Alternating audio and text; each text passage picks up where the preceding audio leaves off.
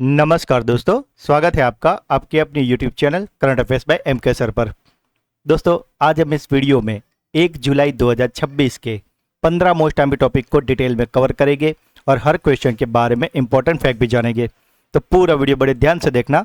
Last में आपका test होगा जिसके आंसर आपको कमेंट करने हैं। साथ ही दोस्तों, ये एकमात्र चैनल है जहाँ पे हर दिन सुबह 8 बजे 15 मिनट जितने कम समय में आपको हर दिन के 15 मोस्ट एमपी टॉपिक डिटेल में कवर करवाते हैं और साथ ही डेली, वीकली और मंथली रिवीजन भी करवाते हैं। तो जो लोग चैनल पर नए हैं उनसे रिक्वेस्ट है कि एटलीस्ट 10 दिन के लिए चैनल को रेगुलर फॉलो कीजिए। करंट अफेयर्स के रिगार्डिंग आपको और कुछ भी देखने की ज़रूरत नहीं पड़ेगी। और अगर अभी तक चैनल को सब्सक्राइब नहीं किया तो प्लीज़ जल्दी से कर लीजिए। तो चलिए वीडियो स्टार्ट करते हैं। भारत में राष्ट्रीय चिकित्सक दिवस प्रतिवर्ष किस तारीख को मनाया जाता है? तो दोस्तों, ये जो राष्ट्रीय चिकित्सक दिवस यानी कि नेशनल डॉक्टर्स डे है वो मनाया जाता है 1 जुलाई को। भारत में राष्ट्रीय चिकित्सक दिवस हर साल 1 जुलाई को महान चिकित्सक और स्वतंत्रता सेनानी और साथ ही पश्चिम बंगाल के दूसरे मुख्यमंत्री डॉक्टर बिधान चंद्र रॉय यानी कि डॉक्टर BC रॉय की याद में मनाया जाता है, क्योंकि इस दिन उनकी जयंती और पुण्यतिथि दोनों होती है। इस दिवस को मनाने की शुरुआत केंद्र सरकार द्वारा 1991 में की गई थी और चिकित्सा के क्षेत्र में भारत का सर्वोच्च पुरस्कार डॉक्टर BC रॉय राष्ट्रीय पुरस्कार भी इसी दिन दिया जाता है। डॉक्टर BC रॉय को भी 1961 में भारत रत्न से सम्मानित किया गया था। और अगर बात करें इस बार की थीम की, तो 2026 में डॉक्टर्स डे की थीम रखी गई है behind the mask who heels the healers, यानी कि मास्क के पीछे इलाज करने वालों का इलाज कौन करता है।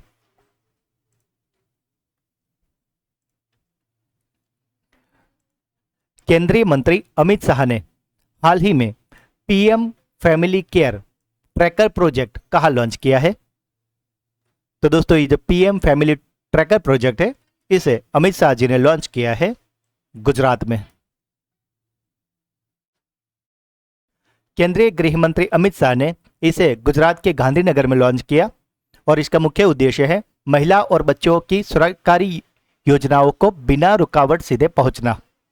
गर्भावस्था से लेकर 18 वर्ष की आयु तक स्वास्थ्य और शिक्षा की इसमें निगरानी की जाएगी और यह प्लेटफॉर्म जन्म पंजीकरण और आभा ID से जुड़ा है। साथ ही कुपोषण और ड्रॉप आउट रोकने के लिए डिजिटल हेल्थ पासपोर्ट भी इसमें जारी किए जाएंगे। 61वां संरक्षित स्थलों के साथ आधिकारिक रूप से कौन सा देश यूनेस्को की विश्व धरोहर राजधानी बन गया है? तो दोस्तों, ये जो विश्व धरोहर राजधानी है वह बन गया है अब इटली। इटली रिकॉर्ड 61 संरक्षित स्थलों के साथ आधिकारिक रूप से दुनिया की विश्व धरोहर राजधानी बन गया है। सार्डिनिया के प्राग ऐतिहासिक स्थलों को इटली का 61वां यूनेस्को स्थल घोषित किया गया है और इसके साथ ही यूनेस्को की ये जो यादी है उसमें इटली अब पहले नंबर पे है 61 स्थलों के साथ। दूसरे नंबर पे 60 स्थलों के साथ चीन है और 55 स्थलों के साथ जर्मनी तीसरे स्थान पे है। दूसरों 54 स्थलों के साथ फ्रांस का चौथा नंबर है और 50 स्थलों के साथ इसमें 5वें स्थान पे स्पेन है। अगर भारत की बात करें तो भारत 44 स्थलों के साथ छठे स्थान पे है इस यादी में। यूनेस्को की स्थापना 1945 में हुई थी और इसका मुख्यालय पेरिस, फ्रांस में है। वर्तमान में भारत में 44 यूनेस्को विश्व धरोहर स्थल है और इसमें अगर आखिरी यूनेस्को धरोहर की अगर बात करें तो जुलाई 2025 में यूनेस्को की बैठक में महाराष्ट्र और तमिलनाडु के मराठा मिलिट्री लैंडस्केप यानी कि 12 ऐतिहासिक किलों का नेटवर्क को भारत का 44वां विश्व धरोहर स्थल घोषित किया गया था। Times Higher Education Sustainability Impact Ratings 2026 की जेंडर इक्विलिटी श्रेणी में पूरे विश्व में शीर्ष स्थान किसने हासिल किया है? तो दोस्तों, ये जो जेंडर इक्विलिटी है उसमें पूरे विश्व में जो शीर्ष पे आई है वो संस्था हमारे भारत की है और वह है मणिपाल एकेडमी। मणिपाल एकेडमी भारत के कर्नाटक राज्य के उडुपी जिले में स्थित है और ये एक डीम्ड यूनिवर्सिटी है। इसने संयुक्त राष्ट्र के सतत विकास लक्ष्य जो कि 5वां नंबर का है, यानी कि SDG 7 जो कि है जेंडर इक्वलिटी, उसमें दुनिया में नंबर 1 रैंकिंग हासिल की है। पिछले वर्ष की तुलना में इस संस्थान ने एक साधारण बढ़त दर्ज करते हुए 11 से सीधे पहले स्थान पर इस जगह बनाई है। मणिपाल एकेडमी ने इस रैंकिंग में जो SDG 3 है, जो कि अच्छे स्वास्थ्य और कल्याण के लिए है, उसमें वैश्विक स्तर पर 5वां स्थान हासिल किया है। द इम्पैक्ट रैंकिंग संयुक्त राष्ट्र के सतत विकास लक्ष्यांकों यानी कि SDG, जिनकी संख्या 17 है, उनको पूरा करने में विश्वविद्यालयों में सामाजिक योगदान को मापती है। यमुना जल परियोजना को लागू करने के लिए किन 2 राज्यों ने समझौता ज्ञापन पर हस्ताक्षर किए हैं? तो दोस्तों, ये जो यमुना जल का विवाद काफी लंबे टाइम से चल रहा था और अब उनके बीच में जो MOU हुए हैं, वे 2 राज्य है, हरियाणा और राजस्थान। हरियाणा और राजस्थान ने नई दिल्ली में लगभग 32 साल पुराने जल विवाद को सुलझाने के लिए अंतिम समझौता ज्ञापन यानी कि MOU पर हस्ताक्षर किए हैं। यह समझौता केंद्रीय गृह मंत्री अमित शाह और जल शक्ति मंत्री CR पाटिल की गरिमामयी उपस्थिति में दोनों राज्यों के मुख्यमंत्री द्वारा किया गया। इसके तहत 34,102 करोड़ की लागत से हथनीकुंड बैराज से राजस्थान तक 295.5 किलोमीटर लंबी भूमिगत पाइपलाइन बिछाई जाएगी। मानसून के महीने में यानी कि जुलाई से लेकर अक्टूबर के दौरान राजस्थान को 580 मिलियन क्यूबिक मीटर अतिरिक्त पानी की आपूर्ति की जाएगी। इसमें राजस्थान के शेखावटी क्षेत्र, जिसमें चूरू, सीकर और झुंझुनू है, और हरियाणा के भिवानी और फतेहाबाद जिलों को पानी इसमें दिया जाएगा। DRIV ऑटोमोबाइल से संबंधित है, उसके पहले वैश्विक ब्रांड एम्बेसडर किसे नियुक्त किया गया है? तो दोस्तों, ये जो DRIV है, उसके वैश्विक ब्रांड एम्बेसडर बन गए हैं क्रिकेटर महेंद्र सिंह धोनी। दोस्तों, अगर अभी तक वीडियो को लाइक और चैनल को सब्सक्राइब नहीं किया तो प्लीज जल्दी से कर लीजिए। दूरसंचार विभाग ने किस राज्य में इंट्रा सर्किल रोमिंग सर्विस यानी कि अंतर अंचल रोमिंग सेवा शुरू की है? तो दोस्तों, ये जो सेवा है इसे शुरू किया है अरुणाचल प्रदेश ने। और दोस्तों, इसमें होगा क्या कि अगर कोई भी बंदा उसका कोई भी नेटवर्क हो, मान लो कि उसका जियो या एयरटेल का नेटवर्क है और वहां पे वो कवरेज आ रहा नहीं है, तो उसको तुरंत ही उसका मोबाइल जो भी दूसरे कंपनी होगी यानी कि आइडिया, वोडाफोन या BSNL, तो उसके टावर से उनको तुरंत सिग्नल मिल जाएगा ताकि उनका फ़ोन चालू रह सके और इसके लिए उनको कोई भी अतिरिक्त चार्ज देना नहीं पड़ेगा। और इसका कारण यही है क्योंकि जो अरुणाचल प्रदेश है वो सीमावर्ती क्षेत्र है और साथ ही वहाँ पे पहाड़ी इलाका होने के कारण कई बार ऐसी इमरजेंसी आ जाती है जब कॉल नहीं लग पाते, तो उसके लिए सरकार ने यह शुरू किया है, जिसके तहत अब किसी भी नेटवर्क से आपका फ़ोन कनेक्ट हो जाएगा और आपका फ़ोन इजीली लग जाएगा और आपको इमीडिएटली हेल्प मिल जाएगी। शंघाई सहयोग संगठन महिला फोरम 2026 का आयोजन कहाँ किया गया है? तो दोस्तों, ये जो SCO महिला फोरम 2026 की बैठक है वे हुई है बिश्केक में। साथ ही दोस्तों, मई मंथ का मंथली करंट अफेयर्स, जिसमें हमने मई मंथ के मोस्ट टाइम पे 200 MCQ करवाए हैं। तो अगर अभी तक आपने ये वीडियो नहीं देखा तो इसे आप अवश्य देख लेना, क्योंकि हमने इसमें ऐसे ही मोस्ट टाइम पे 200 MCQ कवर किए हैं, जिसमें आपकी हर एग्जाम के लिए ये बहुत ही ज़्यादा इंपॉर्टेंट हो गए। और दोस्तों, हमारे वीडियो टू द पॉइंट होते हैं तो काफ़ी कम समय में आप काफ़ी स्मार्टली अच्छे से तैयारी कर पाओगे। और अगर बात करें जून के मंथली करंट अफेयर्स की, तो दोस्तों वो 3 तारीख को सुबह 11 बजे हमारे चैनल पर आ जाएंगे, जिसमें भी हम ऐसे मोस्ट टाइम पे 200 MCQ कवर करेंगे। और अगर दोस्तों आपको अगले किसी भी मंथ के ऐसे मंथली वीडियो चाहिए तो सभी हमारे चैनल पर अवेलेबल है, जिसमें हमने हर मंथ के ऐसे मोस्ट टाइम पे 200 MCQ करवाए हैं। दोस्तों, ये सारे क्वालिटी क्वेश्चन हैं जो आपके हर एग्जाम के लिए बहुत ही ज़्यादा आपको यूजफुल होंगे। तो इन सभी वीडियो के लिंक मैंने इसी वीडियो के डिस्क्रिप्शन में दे दी है, इसे आप अवश्य देख लेना। विक्रम साराभाई अंतरिक्ष केंद्र के नए निदेशक के रूप में किसे नियुक्त किया गया है?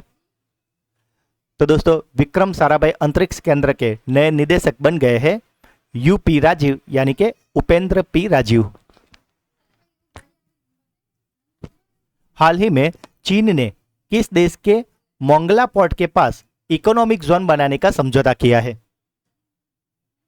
तो दोस्तों, ये जो मोंगला पोर्ट है जिसके पास चीन इकोनॉमिक जोन बना रहा है वे है बांग्लादेश का। चीन बांग्लादेश के दूसरे सबसे बड़े समुद्री बंदरगाह मोंगला पोर्ट जो कि बागेरहाट जिला के पास है वहां पे 110 एकड़ में इकोनॉमिक जोन बनाएगा। यह जमीन पहले 2015 में भारत को दी गई थी, लेकिन 2025 में बांग्लादेश सरकार ने इसे भारत की सूची से हटा दिया था। बांग्लादेश के जो प्रधानमंत्री है तारिक रहमान, उन्होंने जून 2026 में चीन की ऑफिशियल यात्रा की थी और इन्हीं के दौरान चीनी सरकारी कंपनी के साथ उन्होंने एमओयू पर हस्ताक्षर किए हैं। मोंगला पोर्ट के अलावा चीन ने भारत की सीमा के करीब स्थित तीस्ता नदी प्रबंधन परियोजना में भी सहयोग करने की घोषणा की है। दोस्तों ये इसलिए भी हमारे लिए इम्पोर्टेंट है क्योंकि ये जो मोंगला बंदरगाह है वे भारत के कोलकाता से मात्र 188 किलोमीटर दूर है, जिससे बंगाल की खाड़ी में चीन की बढ़ती मौजूदगी भारत की सुरक्षा के लिए चिंता का विषय है। भारत के पहले satellite based landing system approach का परीक्षण कहाँ किया गया है? तो दोस्तों ये जो सैटेलाइट बेस्ड लैंडिंग अप्रोच है इसे परीक्षण किया गया है राजस्थान के उदयपुर हवाई अड्डा पर। और दोस्तों अब इससे ये फायदा होगा कि अगर खराब मौसम होगा फिर भी जो भी प्लेन्स होंगे या फ्लाइट्स होगी वो इजीली टेक ऑफ और लैंडिंग कर पाएगी। ओपन एआई ने भारत के लिए अपना नया प्रबंध निदेशक यानी कि एमडी किसे नियुक्त किया है? तो दोस्तों ओपन एआई के नए एमडी बन गए हैं प्रभुजीत सिंह। दोस्तों अगर अभी तक वीडियो को लाइक और चैनल को सब्सक्राइब नहीं किया तो प्लीज जल्दी से कर लीजिए। साथ ही दोस्तों जनवरी फरवरी मार्च का एक कंबाइन भी वीडियो हमने बनाया है जिसमें आपको ये 3 मंथ के मोस्ट एमपी 600 एमसीक्यू मिल जाएंगे। तो अगर आप ये वीडियो देख लोगे तो एक ही वीडियो में आपके पूरे 3 मंथ का करंट अफेयर्स कवर हो जाएगा। और अगर आपको इन सभी मंथ के वीडियो इंडिविजुअल चाहिए तो वो तो हमारे चैनल पर ऑलरेडी अवेलेबल ही है, जिसमें हमने हर मंथ के ऐसे मोस्ट एमपी 200 एमसीक्यू कवर किए हैं। दोस्तों इन सभी वीडियो के लिंक आपको इसी वीडियो के डिस्क्रिप्शन में भी मिल जाएगी, तो इसे आप अवश्य देख लेना। भारत द्वारा निर्मित फास्ट पेट्रोल वेसल पीएस लेस्पोयर किस देश को सौंपा गया है? तो दोस्तों अभी कल ही हमने ये क्वेश्चन कवर किया था कि प्रधानमंत्री मोदी जी को 34वां इंटरनेशनल सम्मान मिला है जो कि दिया है सेशल्स देश ने, और भारत ने ये पेट्रोल वेसल भी दिया है सेशल्स को।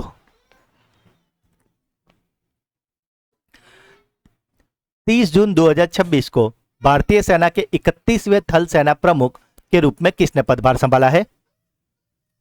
तो दोस्तों भारत के 31वें थल सेना प्रमुख अब बन गए हैं जनरल धीरज सेठ। जनरल धीरज सेठ ने 30 जून 2026 को दोपहर में यह नए थल सेना प्रमुख की कमान संभाल ली है। यह निर्वर्तमान सेना प्रमुख जनरल उपेंद्र द्विवेदी की सेवानिवृत्ति यानी कि रिटायरमेंट के बाद इस पद पर आए हैं। केंद्र सरकार के आदेश अनुसार थल सेना प्रमुख के रूप में इनका कार्यकाल 31 अगस्त 2028 तक रहेगा। सेना प्रमुख बनने से पहले वे भारतीय सेना के उप प्रमुख के रूप में कार्यरत थे। वह आर्म कॉर्प्स यानी कि टैंक रेजिमेंट के अधिकारी है और इस प्रतिष्ठित पद पर पहुंचने वाले आर्म कॉर्प्स के 7वें अधिकारी है। डब्ल्यूएमओ का सर्वोच्च वैज्ञानिक सम्मान आईएमओ पुरस्कार हाल ही में किसने जीता है? तो दोस्तों ये जो आईएमओ पुरस्कार है इसे जीत लिया है फ्रांस के वैज्ञानिक जिनका नाम है फ्लोरेंस राबियर। तो दोस्तों ये थे आज के 15 मोस्ट एमपी टॉपिक। अब बारी है आपकी ब्रेन बूस्टर क्विज की, जिसके आंसर आपको कमेंट करने हैं। तो आज का पहला सवाल, केंद्रीय मंत्री अमित शाह ने हाल ही में PM family care tracker project कहां लॉन्च किया है? DRIV जो कि एक ऑटोमोबाइल संबंधित एक ब्रांड है, उसका पहला वैश्विक ब्रांड एम्बेसडर किसे नियुक्त किया गया है? और आज का आखिरी सवाल, 61 संरक्षित स्थलों के साथ आधिकारिक रूप से कौन सा देश यूनेस्को की विश्व धरोहर राजधानी बन गया है? तो दोस्तों तीनों क्वेश्चन के आंसर आपको मुझे कमेंट में बताने हैं। और दोस्तों अब बारी है हमारे सुपर फास्ट फ्लैश रिवीजन की, जिसमें कल के जो 15 क्वेश्चन थे उसका एक फटाफट से फ्लैश रिवीजन कर लेते हैं। तो कल का पहला क्वेश्चन था, अंतर्राष्ट्रीय एस्टेरॉइड दिवस प्रतिवर्ष किस तारीख को मनाया जाता है? तो दोस्तों ये जो एस्टेरॉइड दिवस है वो मनाया जाता है 30 जून को। प्रधानमंत्री नरेंद्र मोदी को किस देश के सर्वोच्च नागरिक सम्मान guardian of the blue horizon से सम्मानित किया गया है? तो दोस्तों यह सम्मान दिया गया है सेशल्स द्वारा। भारत के 96वें शतरंज ग्रैंड मास्टर कौन बने हैं? तो दोस्तों ये 96 ग्रैंड मास्टर बने हैं इथान बाज। जर्मनी में आयोजित ISSF जूनियर विश्व चैंपियनशिप 2026 की पदक तालिका में कौन सा देश पहले स्थान पर रहा है? तो दोस्तों ये पदक तालिका में रहा है भारत पहले स्थान पे। हाल ही में किस भारतीय शहर ने एक सड़क का आधिकारिक नाम बदलकर डोनाल्ड ट्रंप एवेन्यू कर दिया है? तो दोस्तों ये सड़क है हैदराबाद की। भारत ने किस देश के नागरिकों के लिए टूरिस्ट वीजा सेवाएं फिर से शुरू की है? तो ये सेवा फिर से शुरू की गई है बांग्लादेश के लिए। कर्नाटका में तुंगभद्रा नदी पर कौन सी नई सिंचाई परियोजना बनाई गई है? तो इस सिंचाई परियोजना का नाम है राजू लिम्बाड़ा डाइवर्जन परियोजना। विश्व बैंक ने हाल ही में किस देश के लिए 1 अरब 10 करोड़ डॉलर की आपातकालीन वित्तीय सहायता को मंजूरी दी है? तो दोस्तों ये सहायता दी गई है बांग्लादेश को। अमित शाह जी ने किस राज्य में भारत की पहली कोऑपरेटिव आधारित भारत टैक्सी लॉन्च की है? तो दोस्तों भारत टैक्सी लॉन्च की गई है गुजरात में। महिलाओं की लॉन्ग जंप में 6.88 मीटर की छलांग लगाकर अंजू बॉबी जॉर्ज का 22 साल पुराना रिकॉर्ड किसने तोड़ा है? तो दोस्तों ये रिकॉर्ड को तोड़ा है NC सुजन ने। हाल ही में पेश किया गया मादक पदार्थ नियंत्रण विजन दस्तावेज किस समयावधि तक लागू किया गया है? तो दोस्तों ये समयावधि है 2026 से लेकर 2029 तक। जम्मू कश्मीर पुलिस ने अमरनाथ यात्रा 2026 की सुरक्षा सुनिश्चित करने के लिए कौन सा अभियान शुरू किया है? तो दोस्तों ये अभियान का नाम है ऑपरेशन हॉकाई। इंटारो ओपन 2026 पुरुष एकल का खिताब किस भारतीय टेनिस खिलाड़ी ने जीता है? तो दोस्तों इसे जीत लिया है सुमित नागल ने। किस राज्य के GI टैग प्राप्त रीवा सुंदरजा आम का पहला वाणिज्यिक निर्यात UAE को भेजा गया है? तो दोस्तों ये रीवा सुंदरजा आम है मध्य प्रदेश का। और कल का आखिरी सवाल था, sport journalist federation of India ने गोल्ड मेडल से किस खिलाड़ी को सम्मानित किया है? तो ये गोल्ड मेडल दिया गया है विश्वनाथ आनंद को। तो दोस्तों ये थे कल के 15 मोस्ट एमपी टॉपिक, जिसका फिलहाल तो हमने काफ़ी क्विक रिवीजन किया है, पर कल के वीडियो में हमने ये सारे क्वेश्चन को काफ़ी डिटेल में और अच्छे से पढ़ाया था। तो अगर अभी तक आपने ये वीडियो नहीं देखा तो उसका लिंक आपको इसी वीडियो के डिस्क्रिप्शन में मिल जाएगा, इसे आप अवश्य देख लेना। और साथ ही अगर आप हमारे चैनल के वीडियो को डेली फॉलो करते हो तो यकीन मानिए करंट अफेयर्स के रिगार्डिंग आपको और कुछ भी देखने की ज़रूरत नहीं पड़ेगी। तो दोस्तों अगर आज का ये वीडियो आपको अच्छा लगा है तो इसे लाइक कर दीजिए। जो भी क्वेश्चन पूछे गए या अगर आपका कोई डाउट है तो उसे कमेंट में बताएं, और इस वीडियो के लिंक को अपने सभी व्हाट्सएप, टेलीग्राम ग्रुप और सभी सोशल मीडिया पर शेयर अवश्य करें। और अगर अभी तक चैनल को सब्सक्राइब नहीं किया तो प्लीज़ जल्दी से कर लीजिए। तो मिलते हैं एक अगले वीडियो में, तब तक के लिए पढ़ते रहिए, आगे बढ़ते रहिए। जय हिंद, जय भारत।